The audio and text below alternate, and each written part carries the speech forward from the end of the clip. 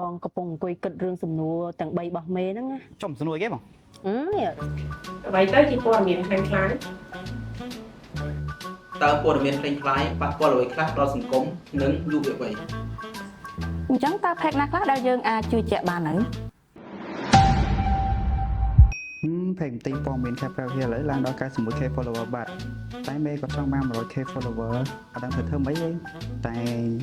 ចុងសប្តាហ៍អញ្ចឹងអត់តន់គេរសារថ្ងៃសម្រាប់អញ្ចឹងបដាលេងសិន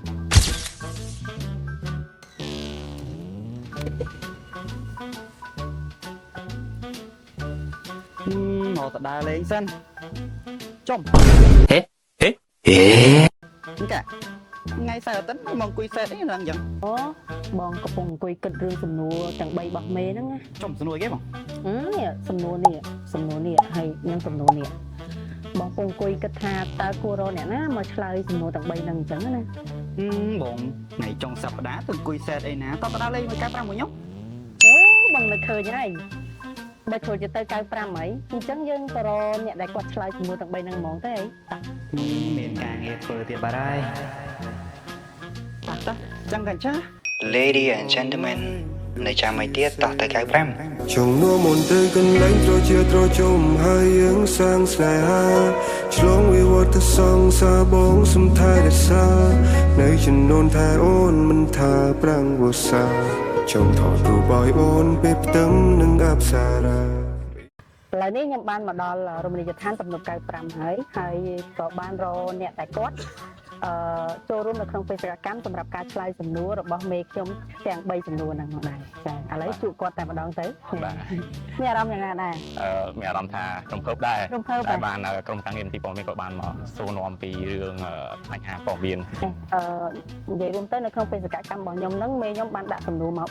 3សម្រាប់ឲ្យគាត់ចង់ឲ្យខ្ញុំធ្វើបេសកកម្មដើម្បីមកសួរសំណួរអញ្ចឹងណាអញ្ចឹងសំណួរទី1ហ្នឹងគាត់ចង់ដឹងថាតើអ្វីទៅជាព័ត៌មានខ្លាំងខ្លាយបាទ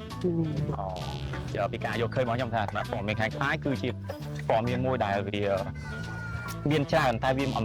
មានប្រភពច្បាស់លាស់ថាព័ត៌មានហ្នឹងវាកាត់ចេញពីណាទេហើយថ្ងៃខែកំណត់គេដាក់មកក៏វាមិនជាក់លាក់សម្រាប់ឲ្យយើងជឿទុកចិត្តបានដែរព័ត៌មានខ្លាំងខ្លាយតើវាប៉ះពាល់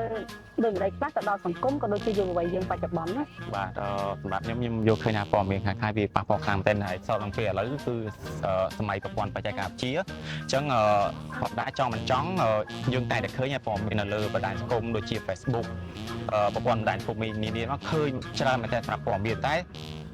យើងពេលដែលយើងឃើញព័ត៌មានហ្នឹងយើងគួរថាគិតយ៉ាងណាថាព័ត៌មានហ្នឹងវាចេញប្រភពមកពីណាវាពលម៉ងព័ត៌មានហ្នឹងវាជាពលម៉ងគេចង់ឲ្យផ្សាយឲ្យយើងឃើញហ្នឹងគេចង់បានអីវិញអញ្ចឹងណាបាទនឹងព័ត៌មានដែលគេ